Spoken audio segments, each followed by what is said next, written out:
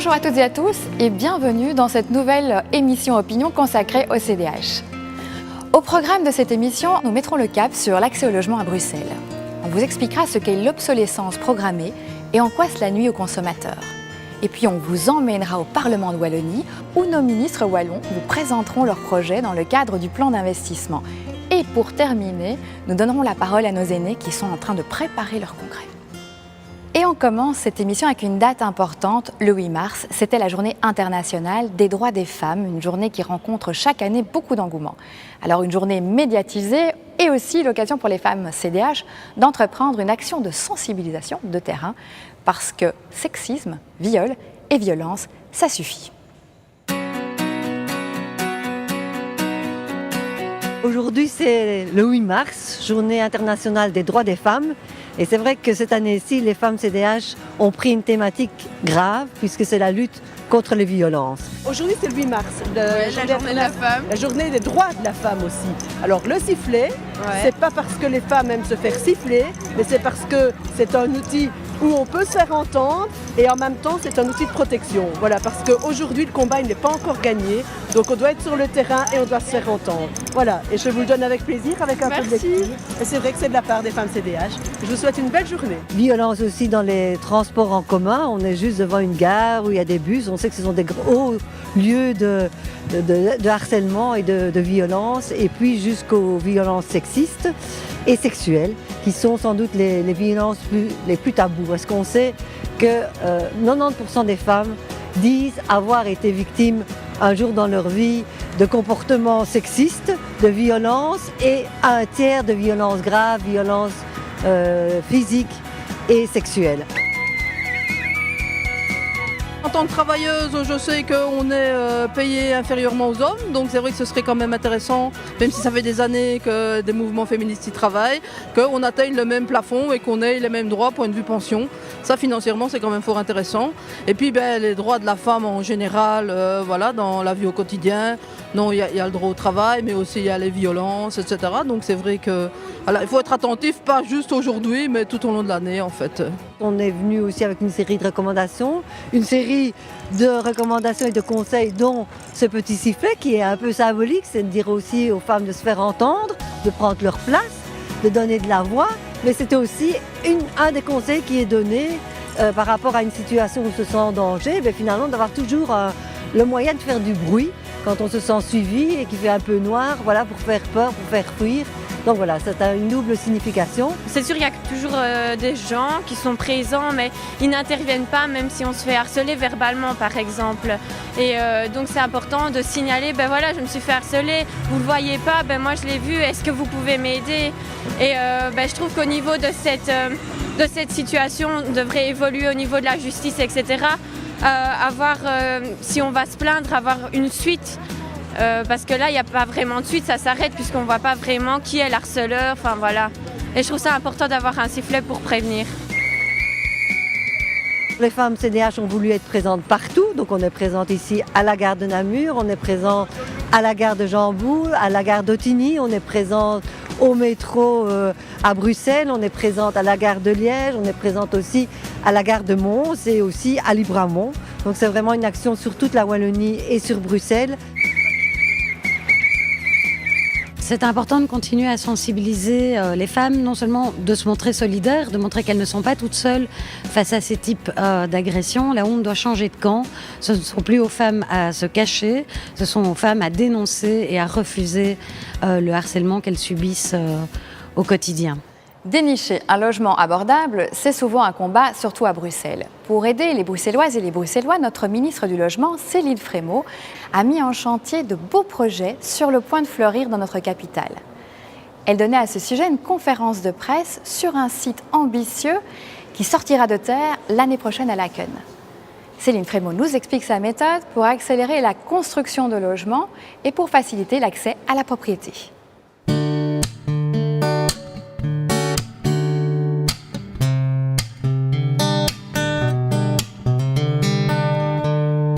Les petits petits plans, les grands plans sont voués à l'échec et on a pu identifier toute une série de causes.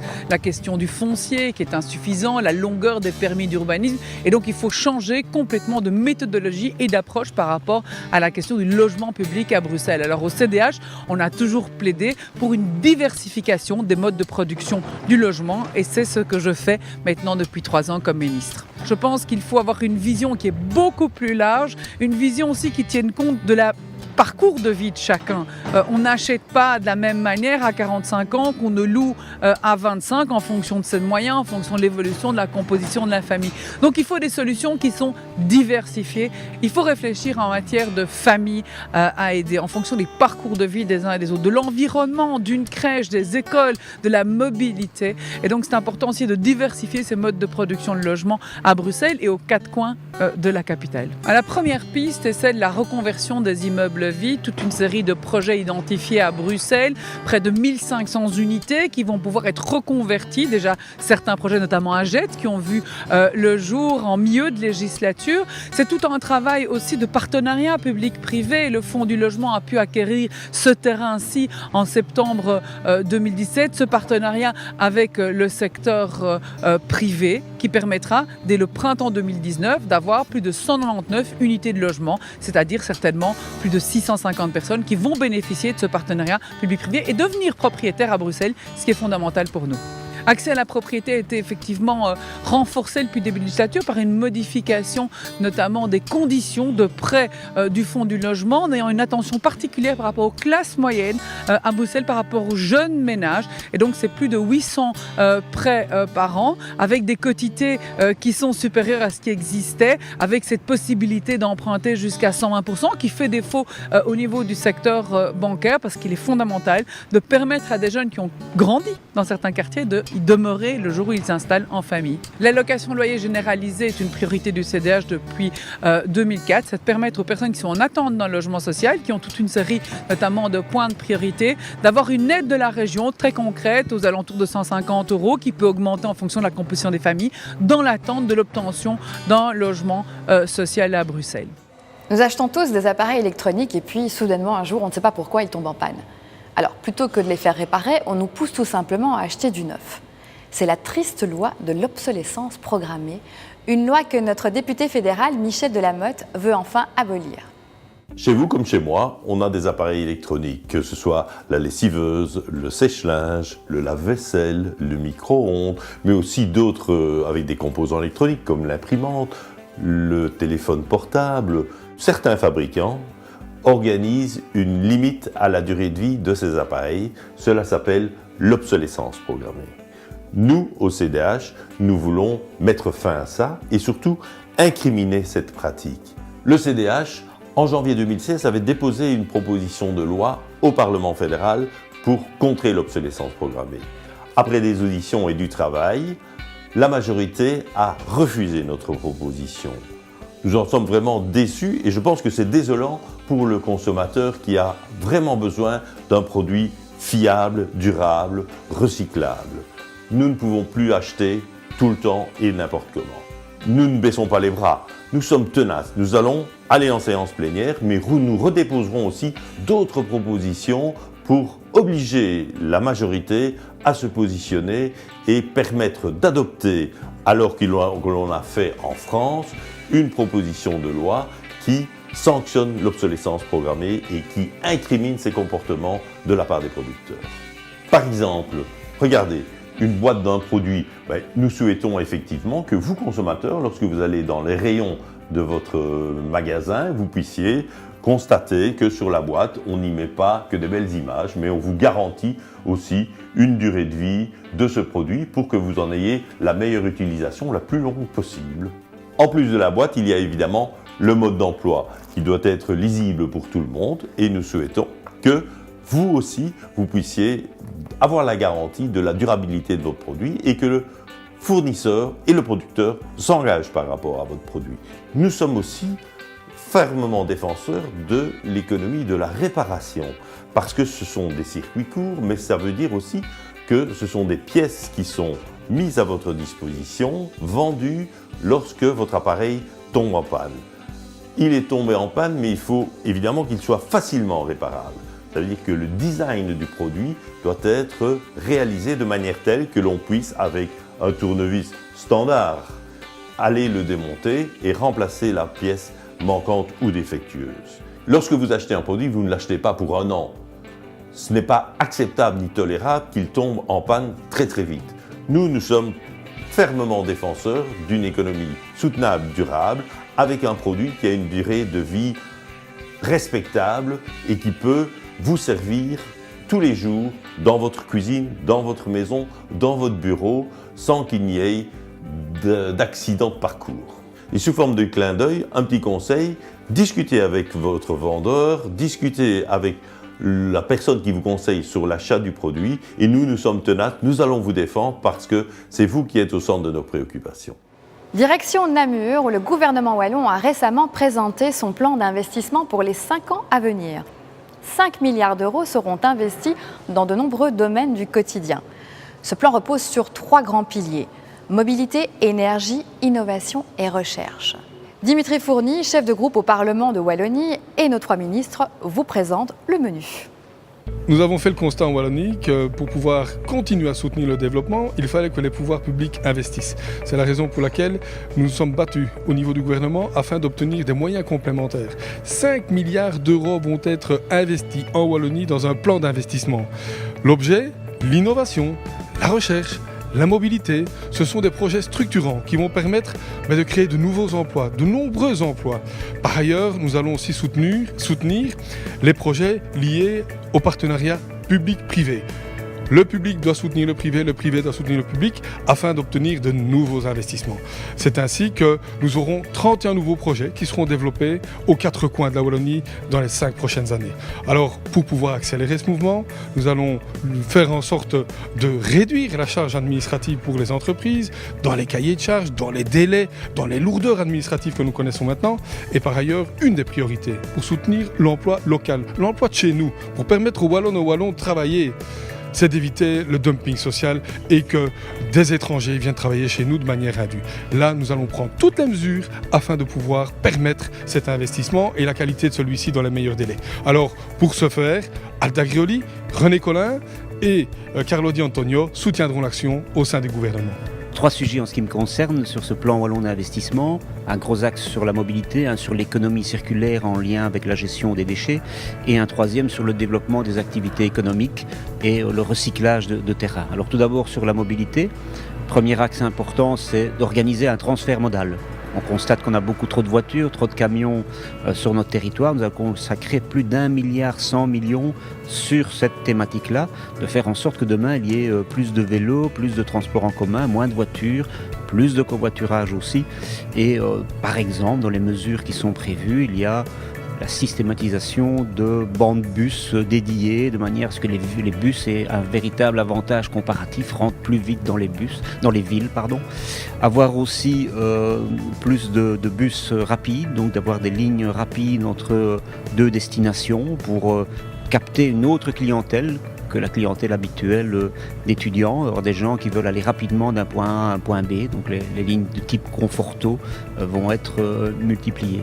Concernant le vélo, c'est vraiment de transformer le Ravel, qui aujourd'hui a une vocation plus, je dirais, de loisir, comme un outil utilisé au quotidien pour se rendre à l'école, pour se rendre au travail, en créant des liens avec les gares, la possibilité de stocker en sécurité les vélos dans les gares, d'avoir des systèmes de prêt de vélos électriques. Donc un panel complet de mesures qui vise vraiment le transfert de la voiture vers les bus, de la voiture vers le vélo, vers des usages alternatifs et aussi un gros volet covoiturage. On y tient beaucoup au CDH, c'est d'avoir ce projet pilote qui voit rapidement le jour, qui consiste à pouvoir utiliser la bande d'arrêt d'urgence. Alors ça, c'est le plus gros montant.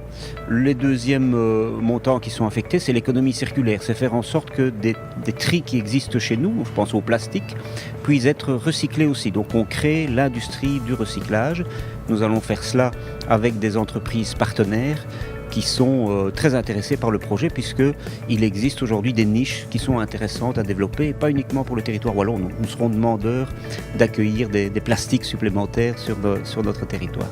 Et le troisième volet, c'est le recyclage de terrain. C'est faire en sorte que des SAR, des sites qui doivent être réhabilités, puissent demain être transformés en zones directement utilisables pour l'activité économique et pour également la création de projets immobiliers.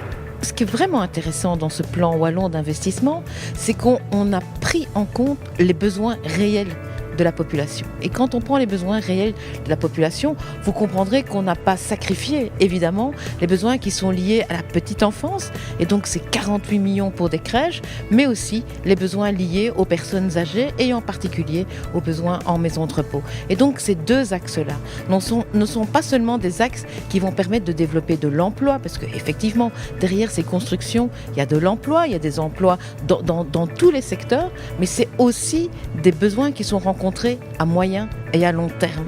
Et donc, c'est vraiment quelque chose qui imprime et que nous avons voulu dans le plan wallon d'investissement, c'est de se dire, on ne dépense pas de l'argent pour aujourd'hui, on l'investit pour aujourd'hui, demain et après-demain.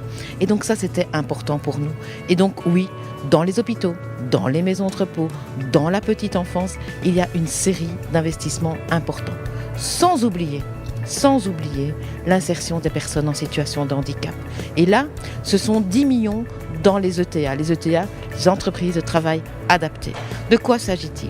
Il s'agit généralement d'employeurs du secteur non marchand, c'est-à-dire des ASBL, avec des projets qui visent vraiment à pouvoir accompagner et reconnaître le travail des personnes en situation de handicap, leur offrir des possibilités de travail avec un atelier adapté, avec un rythme de travail qui convient à leur handicap.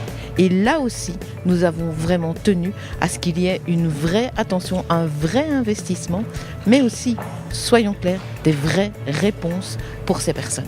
Le développement économique et l'emploi sont aussi au cœur des responsabilités que j'assume au gouvernement. Et le plan wallon d'investissement en est une belle démonstration. Je vais prendre le premier exemple, l'agriculture.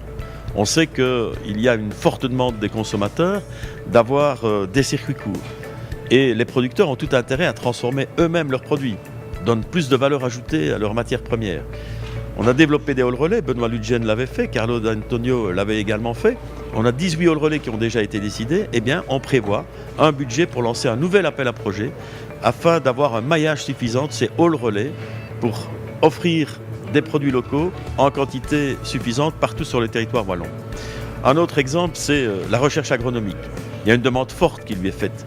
Par exemple, pour diminuer le nombre de pesticides, pour renforcer aussi la qualité. Il faut des laboratoires, il faut des champs d'essai, il faut des bâtiments. Le centre de recherche agronomique qui est à Jean-Blou va pouvoir être aidé dans ses développements et au bénéfice aussi de toutes les universités, de tous les centres de recherche, avec de nouveaux laboratoires. La politique touristique, c'est 6% du produit intérieur brut au niveau wallon. Là aussi, un volant budgétaire va être réservé, mais pour des grands projets d'infrastructures touristiques, des projets qui sont structurants dans le territoire. C'est extrêmement important, c'est plus de 60 000 emplois dans notre région. N'oublions pas le patrimoine. Le patrimoine, c'est bien sûr un héritage collectif qu'il nous faut sauvegarder, qu'il nous faut parfois restaurer, mais c'est aussi des emplois. Chaque fois qu'on dépense 1 million d'euros en restauration dans le patrimoine, c'est 12 emplois sur une année. C'est le taux de création d'emplois le plus important dans ce secteur. Eh bien, des accords cadres vont pouvoir être passés grâce au plan wallon d'investissement. On en a déjà signé quelques-uns, mais on va pouvoir en faire davantage, à la fois pour pouvoir conserver ces monuments qui sont des monuments classés, mais aussi pour ainsi doper l'emploi au service d'une alliance patrimoine-emploi. Le 21 avril aura lieu le congrès des aînés du CDH. Alors s'ils sont très actifs dans le parti, ils le sont aussi dans la société civile, où ils ont plein d'idées et de projets dans la tête. Nous les avons rencontrés en pleine préparation de leur congrès, alors qu'ils enregistraient leur vidéo de présentation. On vous emmène dans les coulisses. Eh bien, le 21 avril, dans le cadre de la préparation pour les élections communales, nous avons pensé que c'était important d'organiser un grand rassemblement des aînés pour, d'une part, prendre connaissance d'un certain nombre de propositions qui ont été élaborées par les aînés dans le cadre des élections communales, pour entendre quelques témoignages et donc Pour préparer ce congrès, nous avons réuni aujourd'hui un certain nombre d'aînés et de jeunes aussi d'ailleurs, dans une réflexion intergénérationnelle, qui vont nous présenter leurs projets, leurs préoccupations, leurs propositions, leurs réalisations dans le cadre de l'activité communale au service des aînés. Et donc aujourd'hui, nous réalisons un certain nombre d'interviews, de petits clips vidéo qui seront projetés au congrès. Et donc c'est aussi une expérience pour les aînés. Sans doute pour un certain nombre d'entre eux, c'est la première fois qu'ils sont comme ça enregistrés. Donc c'est amusant de voir. On fait recommencer, il faut être un peu plus simple, un peu plus clair, il faut regarder comme ça, etc. Donc c'est amusant. Christophe de Beukeler. Au programme du congrès, nous aurons d'une part un exposé de Madame Leleu, qui est sociologue, gérontologue, spécialiste de toute l'étude de ce que les communes peuvent apporter aux aînés et du rôle que les aînés peuvent jouer dans la commune. Puis nous aurons la présentation des clips vidéo qui ont été conçus aujourd'hui. Nous aurons ensuite un exposé de Madame la ministre Alda Grioli sur l'assurance autonomie, qui est un outil formidable pour permettre aux gens de rester plus longtemps à domicile. Et enfin, nous aurons les discours de nos présidents, le président des aînés et le président national, Benoît de Ludgen. Le CDH, en tout cas, peut amener aux aînés des nouveaux projets, peut aussi amener les aînés à rencontrer d'autres aînés et de pouvoir se rendre compte que nous ne sommes pas seuls dans cette recherche. Les aînés peuvent aussi rencontrer les femmes CDH auxquelles je suis affiliée et qui réfléchissent à qu'est-ce que ça signifie aujourd'hui être femme jeune, mais surtout femme aînée. Qu'est-ce que nous pouvons apporter à la société d'aujourd'hui ? Plus que jamais, les aînés ont un rôle à jouer dans la société, ils sont indispensables, ils ont beaucoup à apporter, ils sont très compétents et ils peuvent, avec les jeunes, modifier et améliorer la qualité de la vie pour tout le monde. Notre magazine Opinion Génération Humaniste touche déjà à sa fin. Nous vous remercions très chaleureusement de l'avoir suivi. On vous donne rendez-vous en juin pour découvrir ensemble toute l'actualité du CDH. D'ici là, rejoignez-nous sur notre page Facebook pour liker, commenter, partager nos publications ou encore sur le site internet lecdh.be. À très bientôt.